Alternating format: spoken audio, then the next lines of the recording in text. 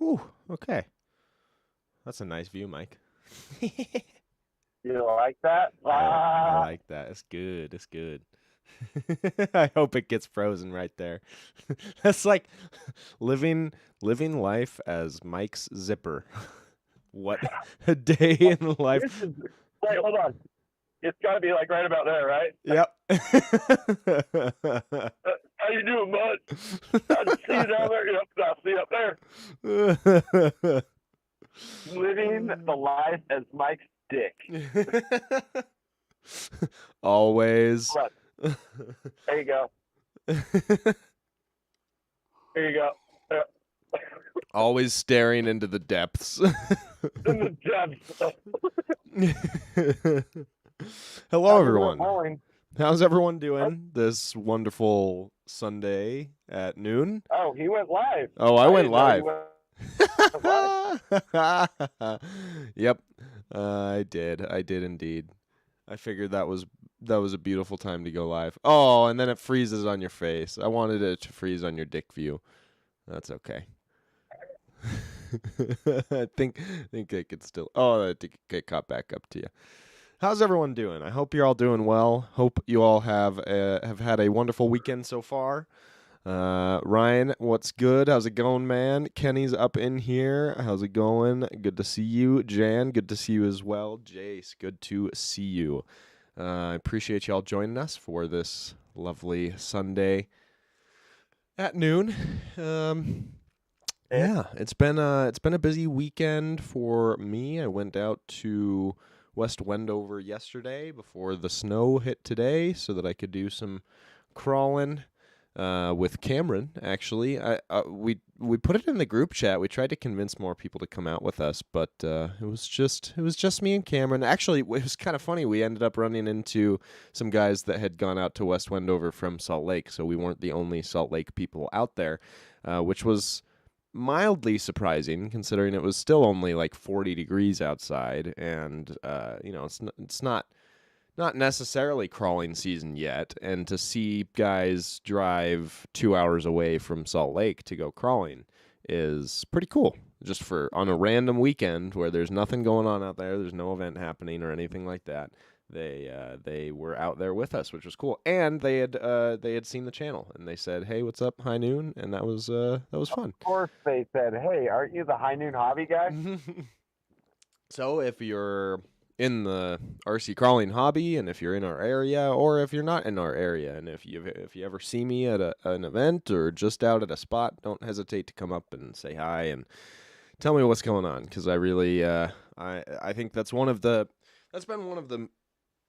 not necessarily surprising, but it's been one of the coolest things to experience with the channel is like meeting people that I have met online, talked to online, or I haven't, and they've just seen the channel, and getting to meet those people and know them. They're all pretty much everyone that I've met that's been a fan of the channel has been someone that I would hang out with and be friends with. They've been cool people, so that's been really awesome. So keep watching the channel. I appreciate you. I appreciate each and every one of you. It's cool to get an opportunity to meet you virtually and become friends virtually. It's also very fun when I get to see you in person and we get to chat, and yeah, I always enjoy it. So there was actually a guy there who he said my videos and Logan's videos of the TF2 Marlin Crawler inspired him to grab a Marlin Crawler, and now he is really enjoying. Good job, bud. Yeah, dude, and his Marlin Crawler was actually way cooler than mine. So shout out. I don't know if he wants to be shouted out on the channel, but I appreciated seeing you there, and your TF2 Marlin Crawler was super cool. So that was awesome. That was my Saturday. Played around on the Sur-Ron a little bit, but it was mostly snowy everywhere besides the rocks. But luckily the rocks were pretty good. So the crawling was good, and I filmed a little comparison video. It was the same thing that happened last time, though. I will say, anyone who has been watching the channel for a long time will know that I did a video out at West Wendover around this time last year, and one thing that I was complaining about was that it was so cold that all of my batteries for my cameras and batteries for everything were just dying ridiculously quickly. And that was not much different this time. I'm a little bit more well prepared going into different environments now than I was a year ago when I was just starting the channel. But it was definitely not easy to film something yesterday. I went through quite a few batteries, but I did end up filming a little comparison video that I'm pretty stoked to put together and see if that's something that people are interested in. But Mike, he's back in his office. Look at that. Hey, look at that. I did something that you're not Oh, and your internet's still crappy on your phone, apparently. supposed to do. Don't jump on Discord. Oh, don't jump on. I'm going to jump off real quick and jump on your laptop. yeah, I'm going to jump on my laptop real quick, so I'll see you guys in just 1 minute. No worries. No worries. How's everyone doing this morning? Throw it in the comments. We got 13 viewers. If you're here, go ahead and like. I really appreciate every one of you being here. We got to get that like ratio up so that YouTube will recommend our lovely stream full of awesome people to more people, so we can all meet more people, and it'll be real fun. It'll be a joy. But I hope that you're all having a great Sunday. Yeah, that's been my weekend so far. I went bowling last night too. You know, you gotta have other hobbies as well. One of mine is bowling. I enjoy it. Does anyone else bowl? Is that a thing that people do anymore? I guess it is a thing that people do because there's always a wait list at the bowling alley. It's never just like a easy peasy get into the bowling alley. Oh yeah, we've got 7 open lanes. It's like, okay, yeah, like Thursday night. No, it's gonna be 45 minutes, maybe an hour and a half before you get a lane. So I can't be the only one bowling, but it definitely feels that way sometimes. Jen saying made it to another Sunday at the saloon. Yes, indeed. Just another day building Wretched. Very, very cool. Very excited to see that build, Jace. Ryan loves to go bowling. Heck yes. Okay, so I'm not the only one. And Rusty, what's up? How's it going? How is it going? It's good to see you in here. Let's see. What else do we have to talk about? I don't necessarily want to get too deep into the show without Mike here, but I will. I can start at least. I can start the 3D printing segment. Oh, he's back. He's back. I'm here. Hey, okay. Before I start the 3D printing segment, I don't want to rush into anything. If you need to put headphones on or anything like that, you do what you need to do. I'm proud of you, man. You, to anyone who's watching, we should all be very proud of Mike because he just, in the time it's taken us to start the show here, basically, he has gotten from, not quite from the ski resort, but he's gotten from the bottom of the mountain to his house. And into his office and prepped and ready for the show. I'm still half into I still have my Under Armour on. Like I'm half. Oh, you're gonna be sweating by the end of this show. Yeah, I might be like half naked down here. I won't. Yeah, aim the camera just well. Don't stand up too quick. Give me an opportunity to turn the video off. Okay, but how was the skiing today? Was it good or boring? It was good. Nice. I brought up all my Avi gear and borrowed a beacon from a buddy. Nice. Because I don't have one this last year. Mine died. And we did a little side country that's off of one of the lifts, and it was awesome. You know, nothing like some hip deep powder, and I'm a tall guy. Heck yeah. Yeah, the season just keeps on giving. It's snowing right now. Yeah. I think like a week ago we were rated the resort that I go to, Brighton, was rated deepest resort in America. I love Brighton. Brighton's my home resort. I grew up learning on Brighton since I could basically walk. Is it your favorite resort? For sure. Yeah, that's my favorite resort. I like Park City too, mostly because I became a bit of a park snob for a little while, and Park City always had a really nice park, especially the years that they had a half pipe and stuff. But, you know, Brighton's always going to be home. Always. For sure. No, it's good times. You know, I worked there for a long time, but it's a great resort, and I had a lot of fun. And very nice. Alec is a kind individual for letting me jump on Discord and saying I would be late. And then, of course, he started.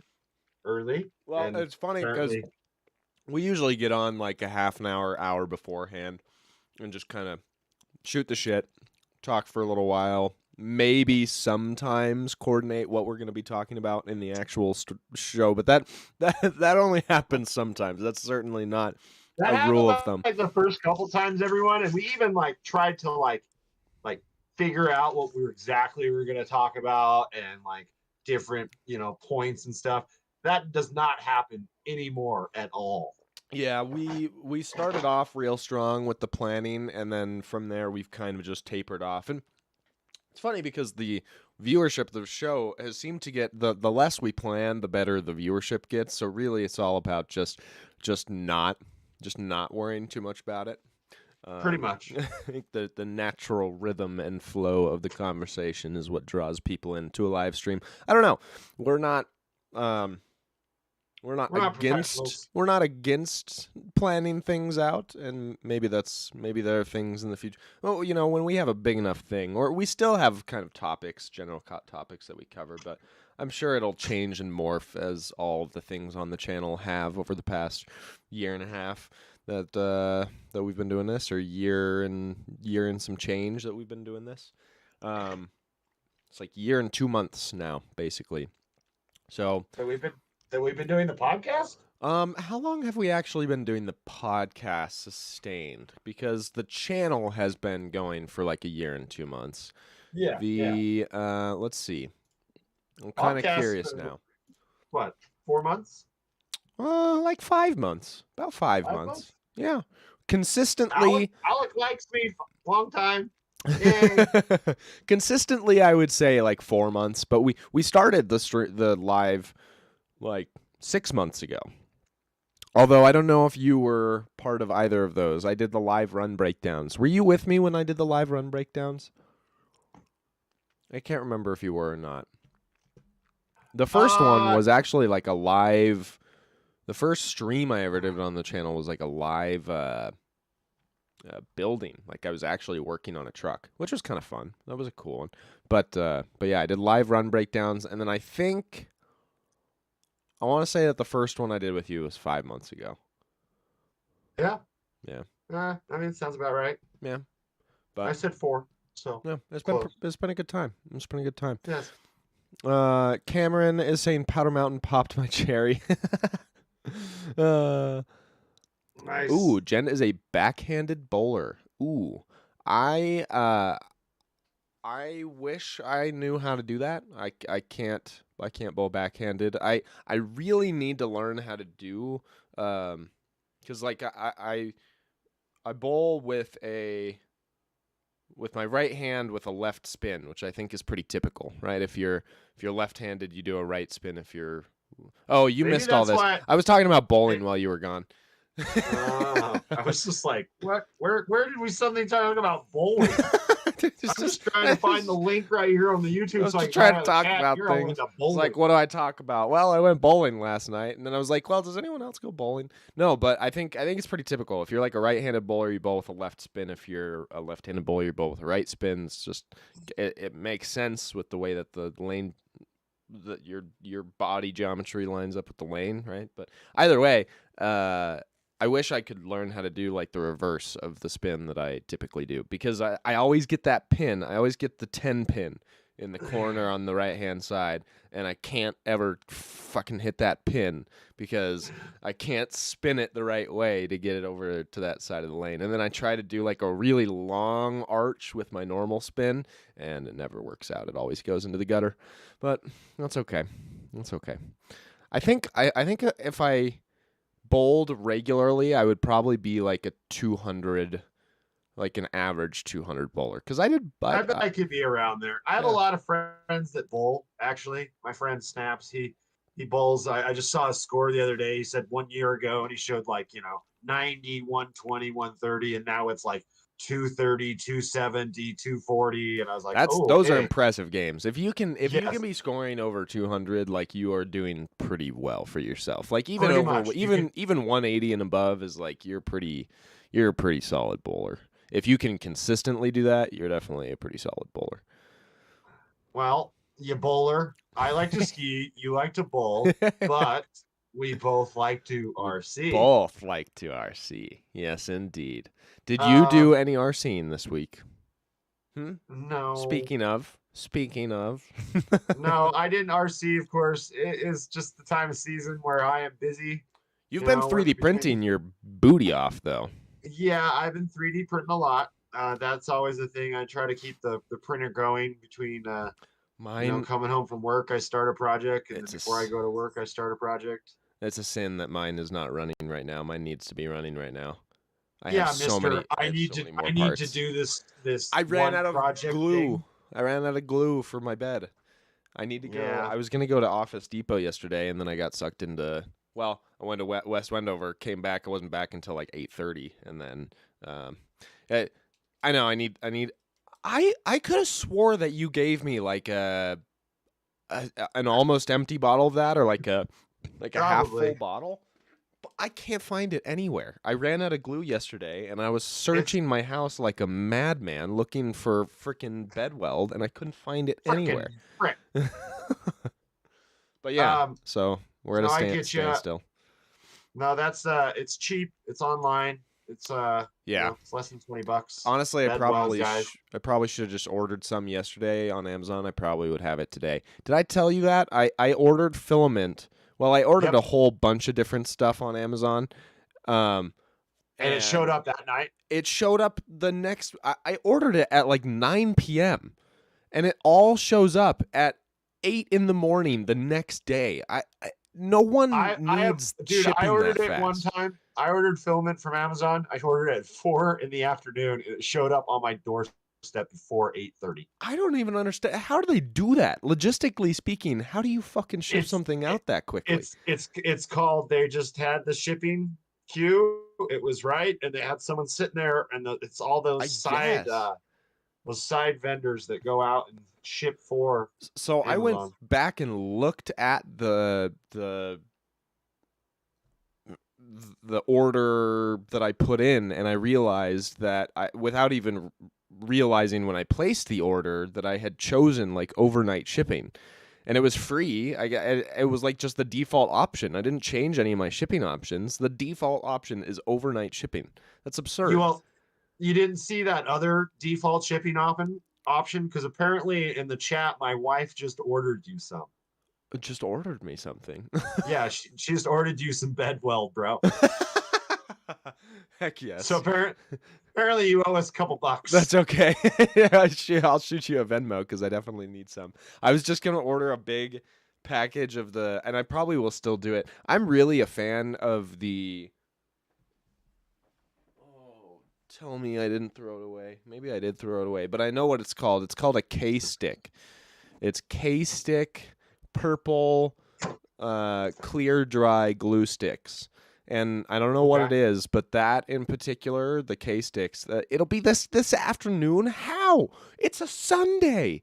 What poor soul has to deliver that bed weld on a Sunday afternoon? Jesus. Well, Well, I appreciate it. Thank you, there you go. Amazon. Underpaid Amazon employee delivering on your Sunday. And thank you, Jen. I really appreciate that. I will definitely be utilizing it because I need to get the printing back up and running. I need to get the factory pumping out more ski ride parts because that is what I'm currently printing. I was trying to figure out what I was going to show as like the 3D printed part to show, and I really don't have anything that cool because I haven't started assembling the ski ride at all, so none of the parts that I've printed look like a snowmobile. But I do. This is like the most exciting part I would say that I have because this is the frame of the snowmobile, and That's kind of cool. for anyone who has built one before, a ski ride before, this probably looks super familiar. But for anyone who's just in the RC hobby and hasn't done a ski ride or hasn't looked into 3D printed snowmobiles, they probably don't recognize this. But yeah, this is pretty How much. many pieces is that? Is that just one? This is just one piece, yeah. And man, the that PDF that the files come with is absolutely awesome, and it tells you all of the settings you should be using and everything like that. And the Nice. settings are like, I'm just gonna use these settings now for everything because these settings are freaking great. Like they have two different setting styles. They have a structural and a non-structural, depending on what it is that you're printing and how strong it needs to be. But the structural setting, like this thing is freaking beefy. It's not too heavy, but it's pretty hefty, and it came out clean. And the other thing about the presets on this file or in that PDF are I can literally just tap my print. Even with the bed weld on, I can tap my print from one side, tap my print from the other side, just like very lightly. Like you could do it with like your pinky. Just tap it and it'll just pop right off the bed. I don't know why. I really don't understand how. Like which of the settings that I was changing that made that happen. But yeah, it comes off the bed so easily. It sticks to the bed. I haven't had any warping or anything. I've done a lot of really. Did you didn't change the temperature during the first couple layers, did you? No, actually, I'm still using my temperature settings. Okay. Yeah, I'm still. I typically do just 57 across the board for PLA Plus, and I've just been doing that, and yeah, it's been working flawlessly. But no, I've been doing like a lot of these like big, long, flat parts that, these are the ones that you end up having like warping issues and whatnot with. Yep. And no warping. Bed adhesion is perfect. I can't explain it, but I'm not gonna question it. I'm just gonna keep printing until the ski ride is done. Number one fan coming on in, Alec. And Mike. Hi everyone, Mr. Mike Bird. Mike Bird, it's good to see you in here. Let's catch up a little bit with the chat. Kenny's saying that he's never been skiing. You've never been skiing, Kenny. We got to get you up on the slopes. You live in Utah. I think he's lived in Utah like his whole life, hasn't he? How have you not been skiing? No. We got to get you up there, man. Up North RC, how's it going? It's good to see you on here as well. Kenny also hasn't been bowling in 20 years. That's something that we could probably more easily change than going skiing. Let's do. Man, Kenny, you do a lot of firsts with our group, man. Getting you out and seeing the world these days. We should do like an RC group bowling night. That would be pretty fun. We should do like a video of Kenny's first journeys. Kenny's firsts. It should be like a high noon playlist on the channel, and we just like vlog all of Kenny's firsts on the channel. That would be pretty funny, actually. Be pretty entertaining. Kenny is I don't think we've really highlighted Kenny enough on the channel, but he is hilarious. We definitely need to try to get him in some Kenny, videos. Mr. AKA Henny Rodriguez from the LA Dodgers. RC crawling brings all the weirdos together. Yes, Cameron, you are absolutely right. Yeah, Ryan, they are cool and they do tip over easily. I'm going to try to become a very good ski ride driver. I've decided based off of all the videos I've watched that if you put in the hours that you could like conceivably.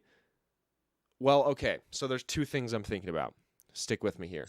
One is that all of the people who drive their ski rides, they don't really put in the practice to become good remote control snowmobile drivers. So they just don't have the control that is necessary to keep it from flipping over on its back. But two, and this is a bigger problem that I don't really know how to address yet, but I've been thinking about it, is that when you're riding a snowmobile, you're moving your weight around, right? Like you are, most of the time, if you see a snowmobile going, and this is not always the case, especially if you've got like people that are really good at hill climbing and they've got super beefed up, crazy snowmobiles, those dudes will just like ride straight up the mountain, sure. But like, but those guys are hopping from side to side. Yeah, they're hopping from side to side. Snow, yeah, exactly. It's a workout. Especially if you like, sitting there going, Yeah, exactly. If you get sideways on a hill or whatever, like you're entirely off the snowmobile on that side, like trying to get all your body weight on that side. So, how do you recreate that? And what comes to mind is the Danny Hunya guy on Instagram. I don't know if you've seen him. He does like crazy servo work where like he does all sorts of remote Next control. level. Yeah, next level. If you guys have not seen him on Instagram, oh man, I'll link it after the show's over. But or actually, maybe I can just find it right now and drop it in the chat. But he creates some amazing stuff, and He it's all inspires everyone in our group. it's all yeah, exactly. It's the builds are next level, but not only that, like he builds functional stuff. So it's like really crazy stuff, but it's all functional. And my thought is to take that principle that he uses of using servos to make body parts move and doing that for a snowmobile rider on top of the ski ride, where the snowmobile rider would be able to shift his weight. So like as you steer to the left, he leans into the left. As you steer to the right, he leans over to the right. I think that would help like dig the ski in on that edge, like get an edge on that side, and it would help the steering, and it would help with the flipping issue that I've seen a lot of dealing with. But either way, I don't know. I think it's gonna be cool.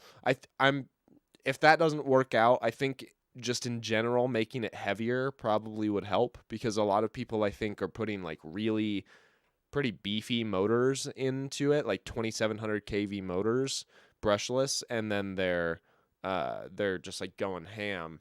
And with how light it is, because it is 3D printed, I mean it's still 5th scale. It's big and it's not light, but for how much power people are putting into it, I think it is kind of a little bit too light for that.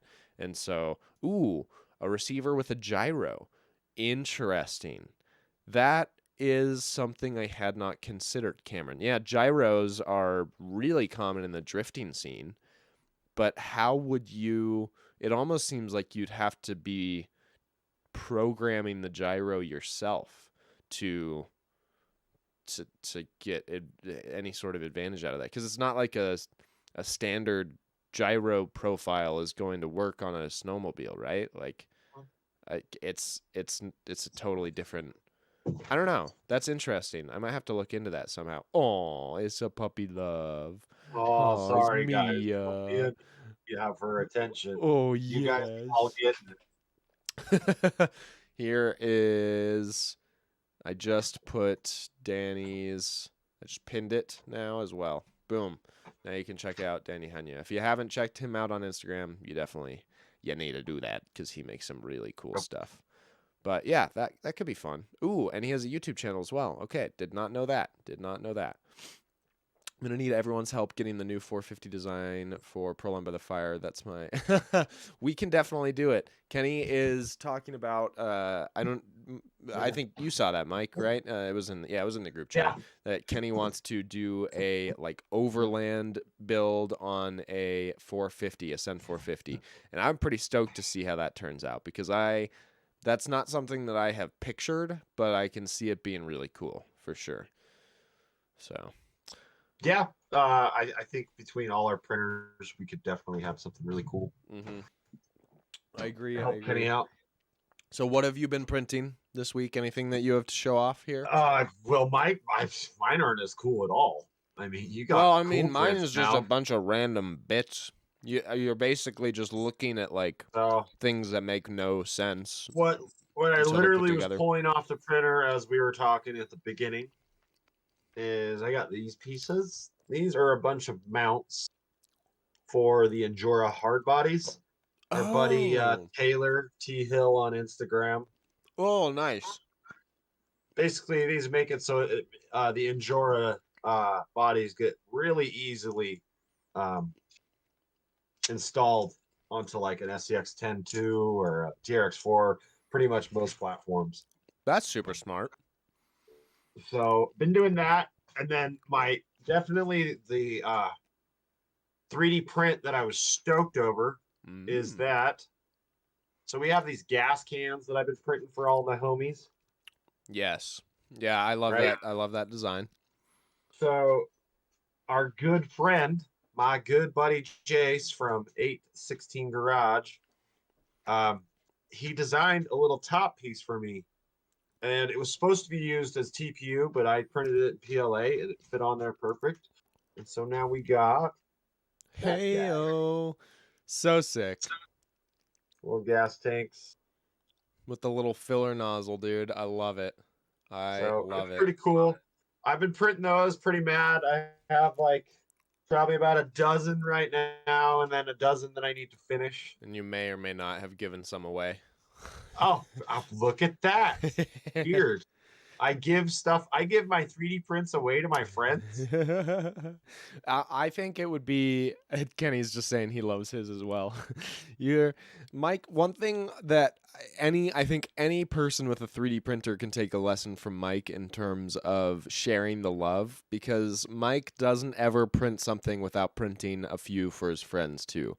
I think that's very kind of you, sir. I appreciate how much you share the love with that printer. In the levels of printing of how much I print, I could say that I keep very little for myself.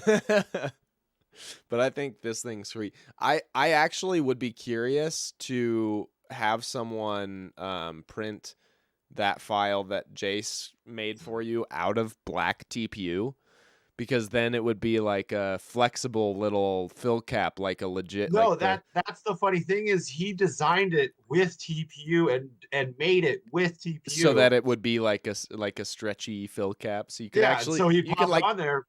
Put it, if you had a filler nozzle or like a filler tube on your truck, you could legitimately stick it in there and it could just be hanging out. That would make for a good scale photo, I think. But see, then I just popped one on right there with my pliers. Oh yeah, I think that it turned out really well in PLA Plus. Is it PLA Plus? Is that what you're printing these in? Yeah, I pretty much don't even mess with most other kinds PLA of Plus filament. just, I mean, this entire ski ride kit is meant to be printed in PLA Plus, basically. Although I did order some black TPU because I wanted to do some. It comes with a file for the like snow flap in the back. I wanted that to actually be floppy, so I had to. Well, yeah, that would be cool, and we should like spice it up with some colors because I got purple TPU. Ooh, that could be sick, dude. So that is where we start getting into me wanting a multicolor printer, because how cool would it be? And this is like a really simple. This really is not worth getting a multicolor printer. Dual extrusion printer. Dual extrusion, yeah, or multi extrusion, right? Like I saw. I think it was just two, wasn't it? There is a guy on Instagram, I can't remember what his Instagram was, but I saw that he was running a 12 color print. And he can print like full-on art pieces where, it almost reminds me of when we were kids, at least. I don't know if this was like as big of a thing when you were a kid as when I was a kid, because there was some time difference there. What do you got there, young chappie? Well, whippersnapper. But, I feel like it was a thing for 50 years. So everyone who's been a kid in the last 50 years or 100 years probably remembers these fucking things. The little beads that you put together, and they're different colors. And then once you like make a picture out of them, then you like iron over them and they all stick together. And you could make like the pictures out of them. No, you don't remember that? That's totally like a 90s, 80s thing. Hold on. Hey, by the way, Alec, when I was a kid, we went outside. I went outside too, but I also it's like boondoggle, man. You remember boondoggle? No, hey, you were a Boy Scout. I was a Boy Scout. Boondoggle. We know about boondoggle. But this is I think Utah, I legit you know about boondoggle. Bead pictures. I don't even know what to call it. What is it called? I think maybe I know what you're talking about, but I'm a little confused. Melting bead pictures. Melty beads? Are they literally called melty beads? Oh, Perler beads? Fuse beads? I feel like can you like iron these onto a shirt? Like, is this possible to make the first I don't think, but it looks like you've totally seen these before. There's no way you haven't. They look like here. I'm gonna show them on the screen because this is absurd. This is just absurd. You can't tell me you haven't seen this before. Hold on. We're gonna switch over to this. You have absolutely. I'm gonna share it with you. Don't you worry. Don't you worry. Your pretty little face. These. Come on, tell me you haven't seen those before. Huh? Yeah, my wife's showing it too. I think I remember. It looks like pixel art. Yeah, come on. Everyone's seen it. All right, let's see. Stop streaming that over there. I got another transition. Yeah, okay. Totally worth it to show you that. 100%. Yeah, no, I know what you're talking about. I think I vaguely remember those. I think I kind of remember also one of those. Didn't they have something like that was like they were like glow in the dark? And yeah, totally. 100%. Okay. Yeah. Yeah, I think I remember something about like glow in the dark ones where you could like you could make animals, glow in the dark art blah, and stuff. blah. Yeah, exactly. That was Okay. that was around in your childhood. That was Kind not that long ago. That was not that big of a difference between mine and yours. Oh, back in the day, I do remember. Yes, Mike Bird, to address chat here for just a second. Mike asked, is that what Scale Builders Guild had on his channel? And yes, that is what I am talking about with what I'm 3D printing right now. It's funny. Mike knows, and actually anyone who watched the last couple weeks of streams knows that I've been pining after a ski ride. I've been wanting to print one of these for like at least 2 weeks now, maybe longer than that. How much were the files? They have gone up. They were 20, now they're 30. But it's still not bad. How many files do you have to print? Oh my god. Let's see. Hold on. Generally, roughly. Okay. So I have 1, 2, 3, 4, 5, 6, 7, 8 folders of files. Or 7 folders of files. Jeez. So just for the skid. For the skid, we've got 1, 2, 3, so basically 6, 7, 8, 9, 10, 11, 12, 13, 14, 15, 16, 17, 18. The track is like 154 pieces, but they're the small little track pieces. So I don't know how many I can fit on one bed, so that I'm going to have to figure that out. But let's call that, I'd say of those 18 pieces that I just saw, I can probably get away with 3 or 4 prints on those. The track, probably same, maybe 5 prints on the track. So like 9, 10. So basically you're building this for next year. 11. No, I mean, a lot of the prints that I have completed already are the longer ones. So like the frame, this is one of the longer prints for the kit. The like longer pieces that I was showing for the tunnel, those are some of the longer ones. I really would say in terms of hours, I probably still have like 80 hours of printing or so, maybe a little bit more than that. But if I get the bed weld going today and I get back to printing today, I'll have, I mean, you know me, once I get all the parts and everything, I'll have it done in a night. So I'm going to guess like 2 weeks. When I'm on a mission, dude, the C3 happened in a night, the R2 happened in a night. What else happened in a night? The Bronco happened in a night. I built my first kit ever was a TRX4 kit. Right. Built Since it in 8 hours. 20 people in here right now. In 2 weeks, he needs all of this printed. All right. He has spoken. I'll do it. I've been running it nonstop. 24/7. She's been going. Every time a print stops, I'll be Alec, putting another one on. if you need some help, I got 2 printers. Yeah. I really just need my orange filament to show up because that's going to be my accent color. Do you want to roll PLA Plus in orange? Gosh dang it. Is that Overture? pretty Oh, that's cool. nice. That's nicer stuff than I bought. I can't replenish that with the filament that I bought. What kind of trash do you buy, bud? I bought eSun. It was Amazon. It was Amazon recommended. I know. Actually, you know what though? I must say, This is Amazon recommended too. well, this is Amazon's choice. No, it's pretty high up there. If anyone wants to know about the kind of filament that I use, it's all about Overture off Amazon. Overture is That stuff- absolutely, yeah. It's really good.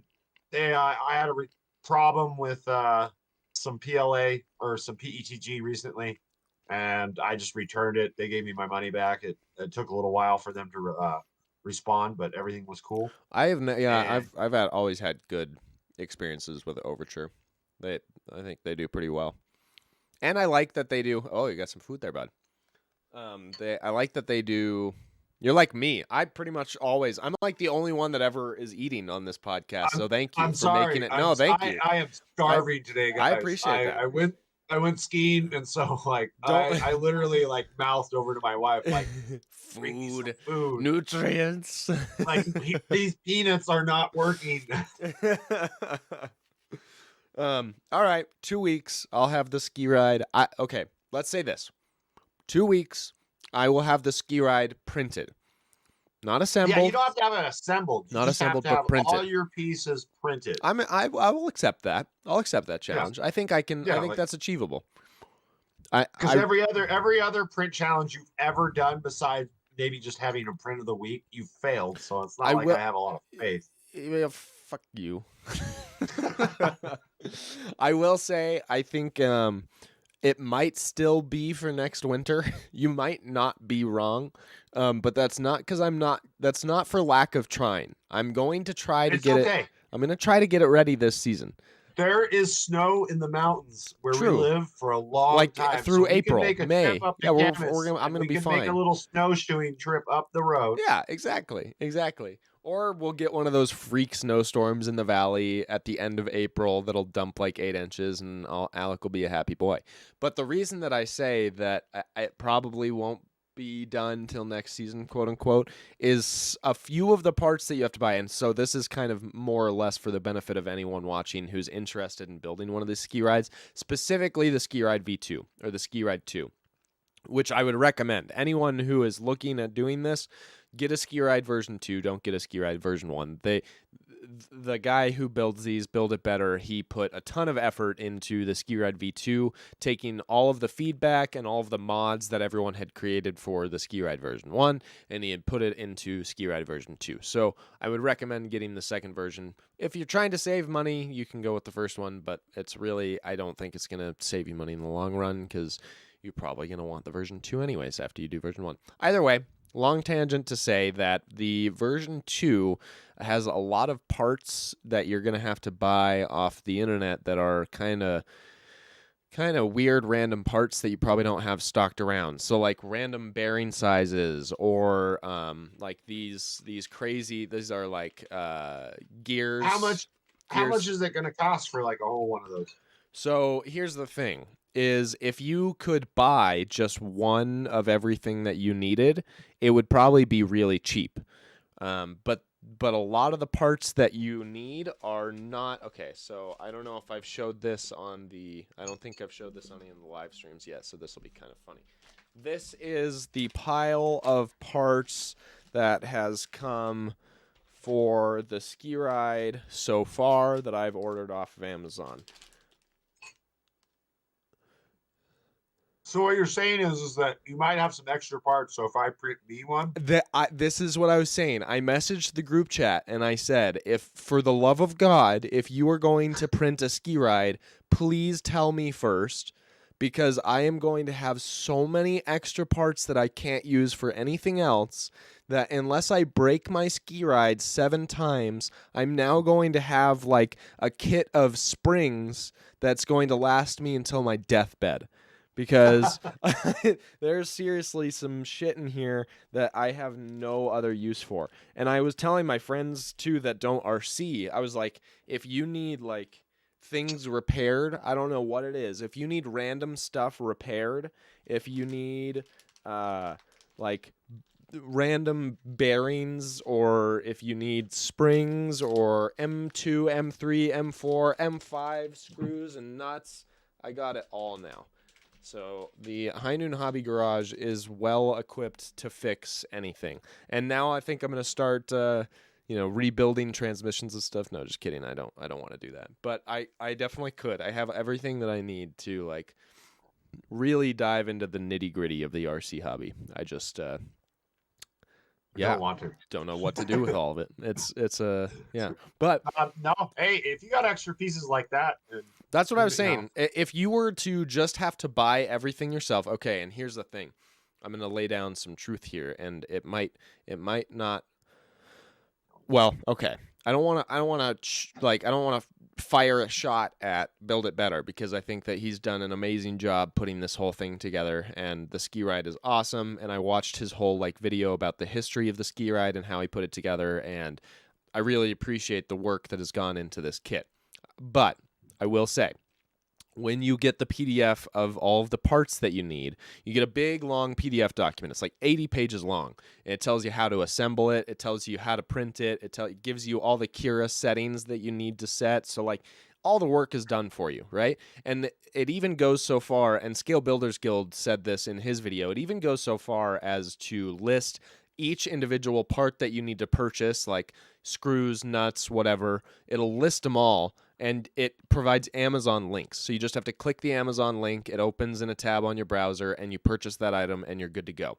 I was wondering how you found all that stuff just like boom, it was easy. Bam. I was it was like, easy. damn. But I will say that it wasn't as easy as it could have been, because he links to some stuff that is more expensive than it needs to be.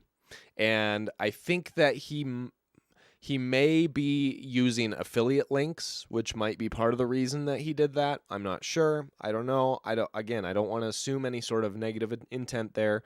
So take it with a grain of salt. Maybe I'm wrong, and it's just that this was the more quality parts that he was finding, but they were using some affiliate links, so that's something to consider.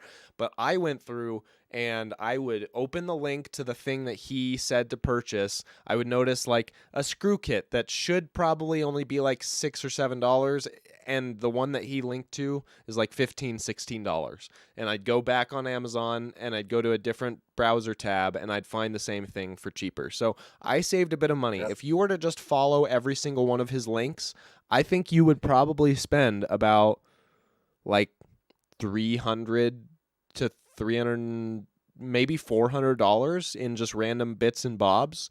I think I got my cost down to like $250. But yeah, you're still spending a pretty penny on all the different stuff. And some of the stuff that's more expensive to buy is stuff that you're only going to need to buy one of, and you can buy one of, like a belt, right? For a belt drive system. You're not going to need to buy a bunch of those. You'll just one belt that's I think it's 228 millimeter, 8 millimeter wide belt. You're only going to need one of those. You're not going to strip that belt out super fast or anything like that. But that is like with shipping and everything, that's like close to probably a $20 item just by itself. Yeah. So it's not the cheapest. That started to make more sense, because initially I went on eBay and I was just looking and seeing, you can get a ski ride kit on eBay for like $250 or whatever, $300. Some of them, if they're like fully complete, you can spend $450 to $700. Now it's starting to make more sense though, because if you were to try to build that same thing yourself, you might spend $500 or $600. So if you don't have all the parts and everything on hand, Yeah. So it seems more fair. We can figure it out. You know me, I'm always down for a project, and since you're going to build one first, at least I can ask you for help. Yeah, I will. I'll find all the kinks in the process, because it's been pretty easy so far. The thing about it, if you're going to have one, you might as well have two. Exactly.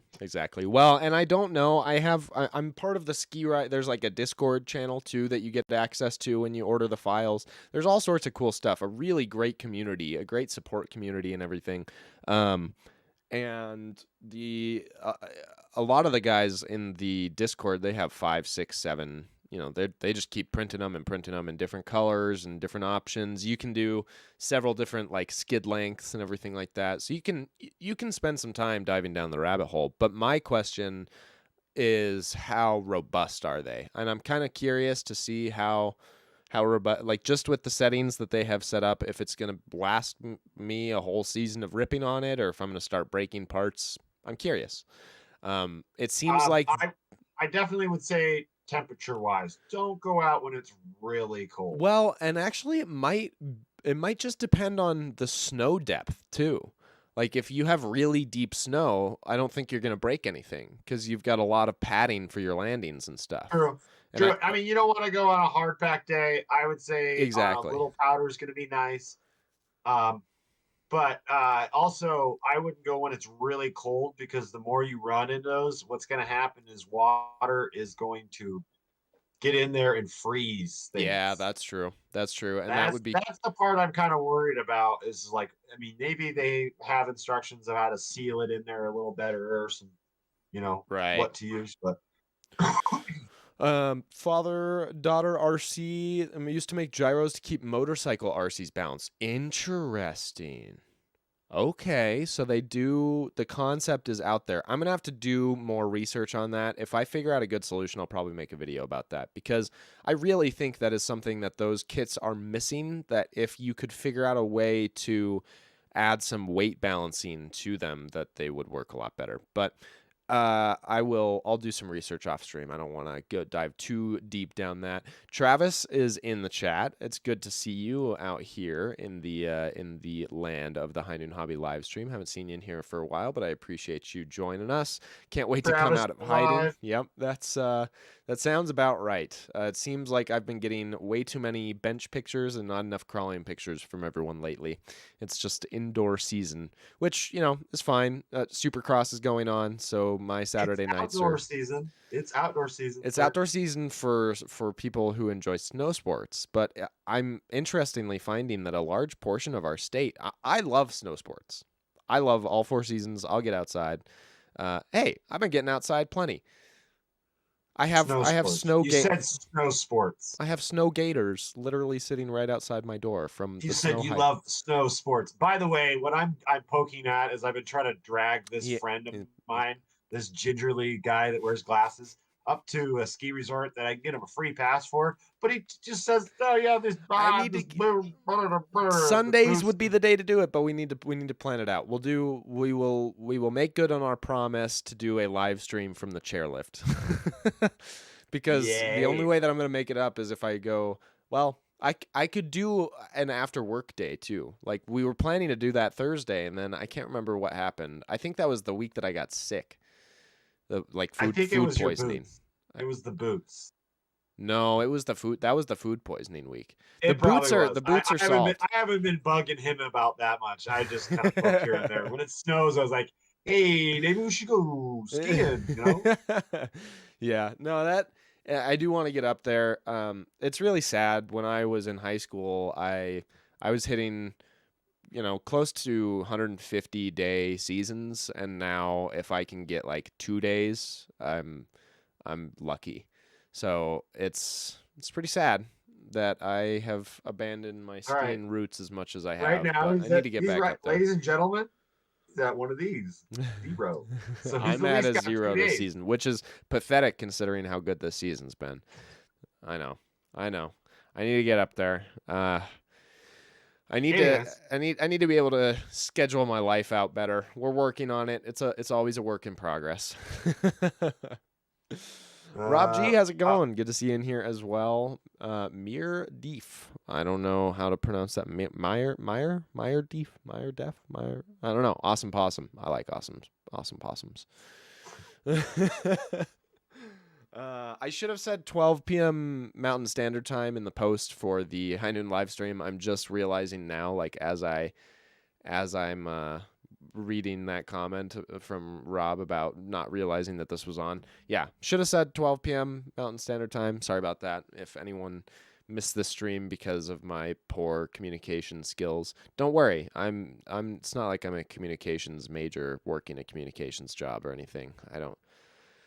That's honestly kind of the problem, is I've chosen to make a hobby out of my job, which is, for anyone who can relate to that, like it's a little draining sometimes when you do it 40 to 70 hours a week and then That's you come why home. we try to make happiness here for you. Yeah. Well, that's part of why I love the live stream so much, is like I spend hours and hours and hours editing videos, and I love it. I really do. I complain about it so much that maybe people are starting to get the idea that I don't love it. I do love it. The reason that I'm doing this channel is because I love making videos. But that being said, it is a lot of effort, and it takes a lot of time, and it is also what I do for a day job. So if I have been spending 7 hours staring at a screen editing a video for work, guess what I'm doing when I get off work? I'm going to go home and stare at a screen for 7 more hours editing an RC video. And at least it's an RC video, so that's why I do it, is because it's enjoyable enough to watch the RC content and get to share it with all of you guys. But it is definitely draining sometimes, shall we say. And so sometimes progress with the channel is slower than I want it to be. But a principle that I'm trying to carry into 2023 is that each video better than the last. If I can do that, even if it's a small improvement, that's what I want to do, is each video better than the last. I think if you do that, we have crested over 100 videos. If you include live streams, we're well over 100 videos. We are. I showed that to my boss today. Yeah, I have a large library of content on this channel at this point, and I do think, well, here's how you know that you are progressing, and this is something that's comforting to me, is I can look back at my videos from a year ago and I fucking hate watching them. And I generally hate watching myself, so that doesn't help, but I know for a fact that the videos that I'm making now are Alec, way better than the videos I was making. The difference now is that you just accepted that we all hate watching. Yeah, there's literally in the Sand Hollow videos. I don't know if everyone that's here has watched those yet. If you have, thank you. I appreciate that. If you haven't, I would recommend checking them out for 2 reasons. One, it was a really fun trip, and the highlight reels are really enjoyable to watch. There's a lot of good crawling happening.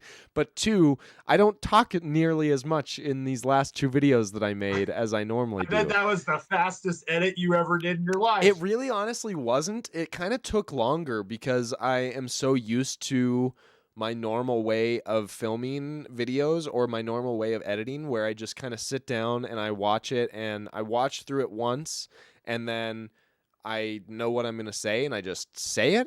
For this one, I kind of like, I kept going back and like redoing the voiceover, like over. It kind of gave me the freedom to like make the voiceover better, in my opinion. Like if I do one voiceover that I don't stop just continuously for 20 minutes straight, if I fuck up, I usually just like stop, go back to the very beginning. Okay, we're going from minute 1. It didn't matter if I was on minute 18. I'm going to do the whole thing over again. But that doesn't happen very often anymore. And so now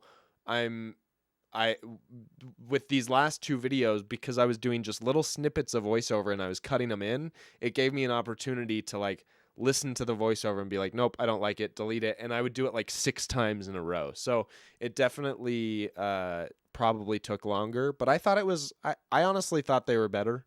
And the people in the comments were right that I talk too much. So was it the same people that said you talk too much? I don't know if they watched this video, but they certainly watched some of my videos and they told me I talk too much. I think it's all right. The live streams. We got Ryan backing you up right here, dude. He likes the banter on the trail videos. Yeah. You're good, bro. Talk as much as you want, Alec. I think what he's talking about is that he likes hearing other people talk, right? Like he likes the banter, like the trail banter, and just being able to hear what people are saying, which I agree. Like I think that was part of the fun of these last 2 videos, was that I wasn't talking over everything. Like if something funny happened, I was able to like point it out. And Rob G Off-Road's killing me here, man. He wants Alec, you have a great voice. You do great narrations and voiceovers, etc.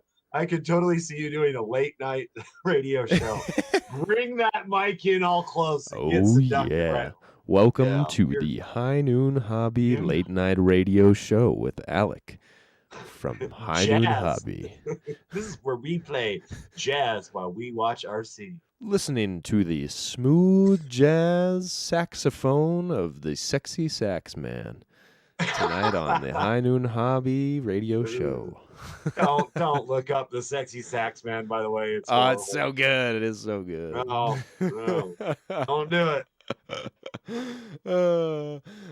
He also says, I hate editing videos, which is why I gave up doing real YouTube channel. Yeah, man, it is a full-time gig. If you're really trying to make good videos, I mean, okay, let me put it this way. Lots of people make good videos without doing much editing. And if you've got that, if you can figure that out, man, frickin' roll with it for as long as you can, because I cannot do that. I don't know how to do. I'm not very good at like live vlogging of things.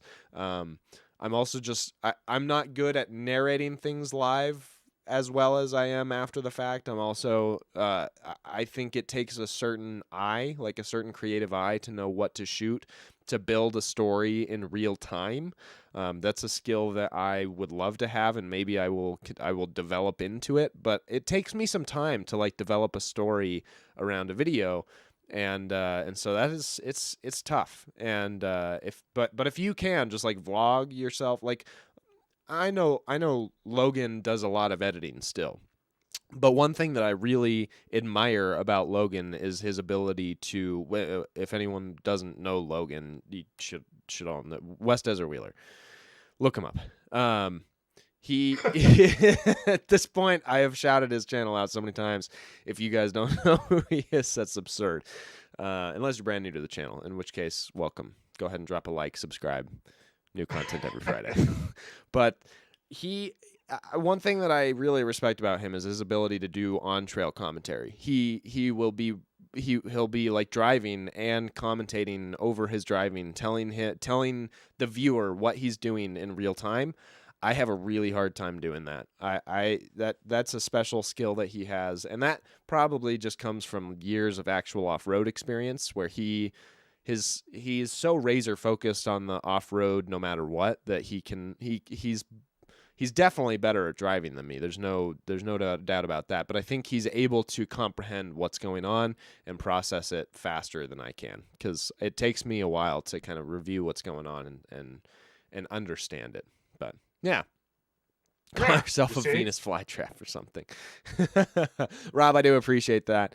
Yeah, I definitely appreciate that. Ryan says voiceover for comps and tech videos. I think that's probably the way to do it. Is for the event style videos, or just in general, try to mix it up, do it like a 50-50, less voiceover on some videos, more voiceover on more. I think that's what I've learned from doing those last two videos. What are you laughing about over there? I'm just looking at the comments are killing me today. As long as you have the usual Mike flipping the camera off in every scene. It's true. It is true, though. Although, probably my favorite scene from the Sand Hollow takeover videos was I pan up to show that one crack in Mousetrap, the really gnarly long one, and you see me filming, and instead of doing anything, you just stare into the camera like this.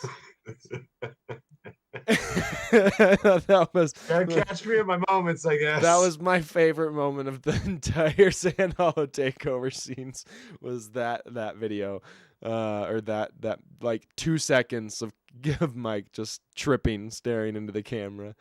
It was great. I just got that face, you know. Maybe we should get a couple people together to help with the commentary. Ooh, that I actually really like that idea.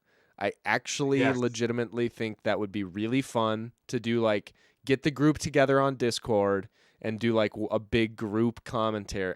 Oh man, that would be freaking awesome. You think we're funny? Wait till we get all our friends on here. That would be so good. I think that's brilliant. That is absolutely brilliant. We'll heckle one of our runs. We'll have to do some comp heckling. You guys get to watch like his video, and then the live cast next Sunday. We'll like all get our homies together and we'll heckle our runs.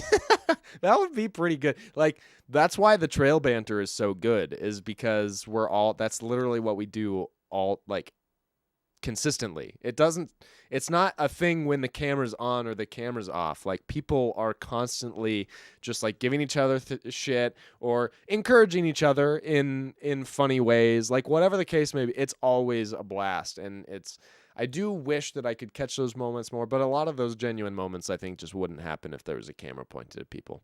But no, I really think you'd have to have a GoPro like on your shoulder like a parrot 24/7. Yeah, so that people get comfortable seeing the camera. They're like, I'm safe, and they say whatever they want to say. Okay, let's start wrapping this show up so that Mike can. Well, Mike ate on the show. It's fine. He doesn't need to. I'm fine he's now. Good. He's good to go. I got some food in me. I was starting to shake. I'm like, where is there food in my hobby room? I need to do food. Now. This is my chocolate chip Cliff Bar as my breakfast, and I'm about ready for lunch now. Ooh, lunch?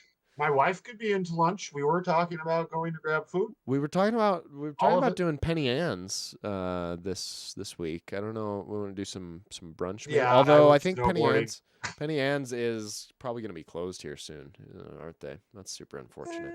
We could maybe find somewhere else. I don't know. If you're into it. Either way. Anyways. I was going to say that we should, before we dip off, whether it's sooner or later, we should be talking about upcoming events.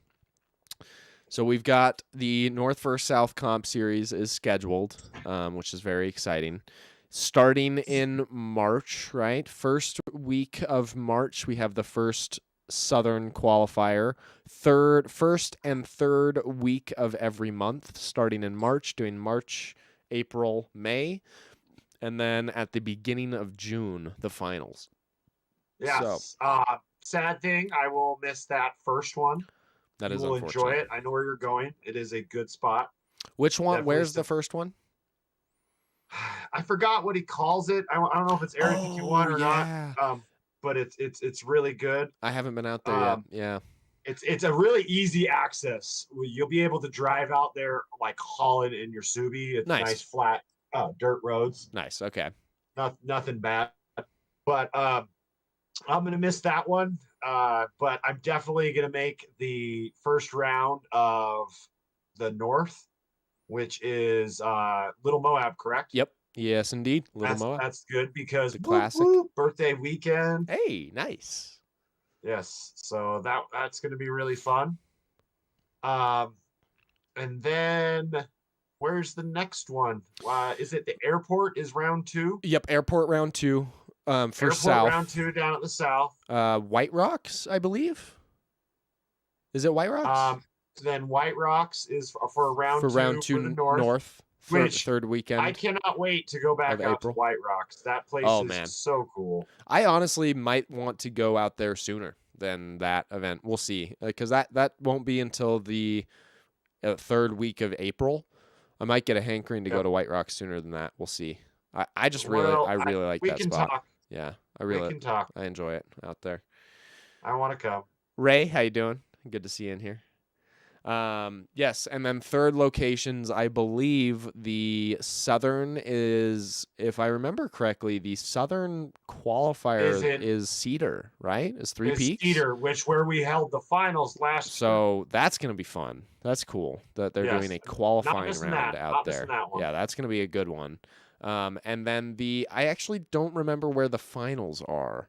Oh, it's Desert Mountain. Yeah, but round 3 of the North is back at Chimney Rock. Chimney Rock, which is another great one. Another good location. Which would be good. Yep. I think it will be really fun. All of these locations are killer. I feel like, you know what, Cameron? We should get into, after the comp at round 3, at Chimney Rock, I say we get some glow crawling with the Ooh. 2 drivers, 1 car Yeah. truck. Oh my. Yes. Yes. Yeah. For So anyone who's watching, yep, who doesn't our know friend what this Cameron is. up north, nerds, he head of the nerds, basically he devised a truck where 1 controller does your throttle and 1 controller does your steering, and you got 2 people. Yep. It gets pretty interesting running 5 gates that way and then going back through those gates backwards. It is quite entertaining. It is quite entertaining to see. It's like I don't know if this reference probably won't hit with very many people, but there was like a game that you used to be able to play on your browser. It was like called like Quap or something, and it was like you controlled this guy who was running, but you had to control each of his individual limbs by tapping like a button on the keyboard. And so it ended up being this like weird like it was just like really hard to control. And yeah, that's what that reminds me of. It's just like really discoordinated, disjointed movement.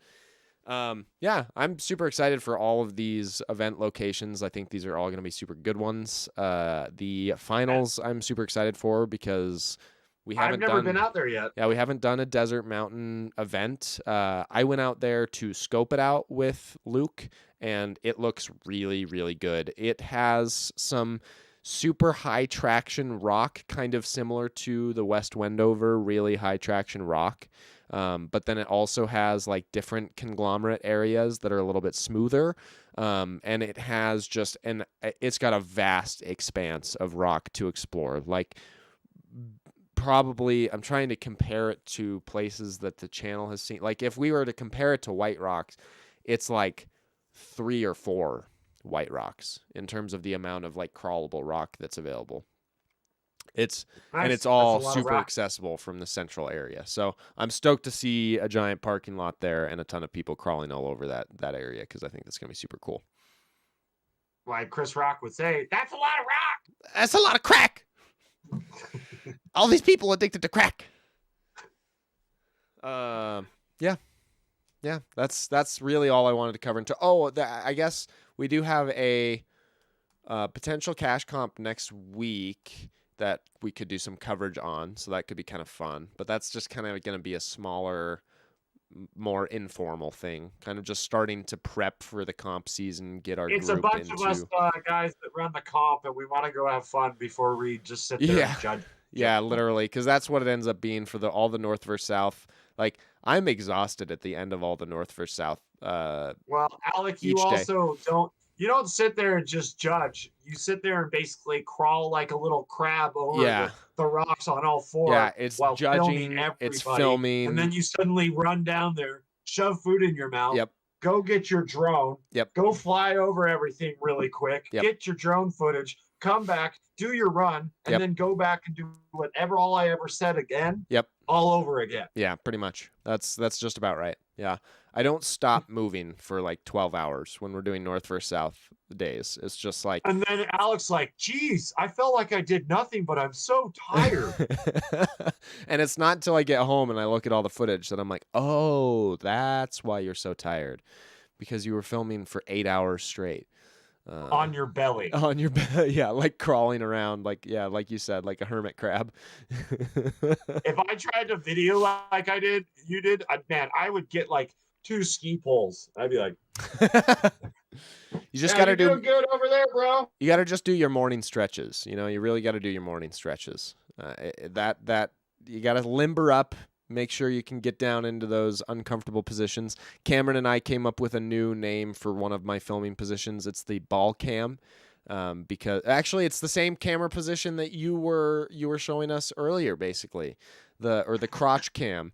That's actually I didn't really think about it, but I use that filming position more often than I care to admit. Where I'm crouched down, I'm sitting. I don't even know what you would call that that style of squat, but where you're just like squatting like you're taking a nature poop, and then the It's the the Alex GoPro squat. the GoPro is just right about at ball level, and that for if anyone wants a tip for how to film scale crawlers at the appropriate level, get into a nice squat, and then put the camera right at about ball level. And that's going to depend, on your ball level. I guess everyone's a little different. And it but I depends think on the shoes you wear. Big platforms. I think to in general it's a small safe rule of thumb, though. I think if you put the ball camera at level. ball level, you're about right. Yeah, I think you'll capture what you're looking for. And then if we don't want to be sexist, if it's a woman like lips level, Yeah, whatever. exactly, Yeah. exactly. Yeah. Maybe you could universally say gooch, right? About gooch level. I think that's Little about gooch level, that's about everybody. where it needs to be. I didn't know we were going to get into anatomy all of a sudden.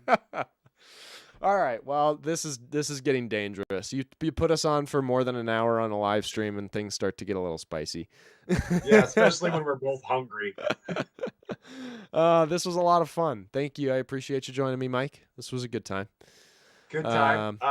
Did you listen to how we're going to end this one this time? Oh no, because you cut off. I don't know how we're gonna end this. Okay.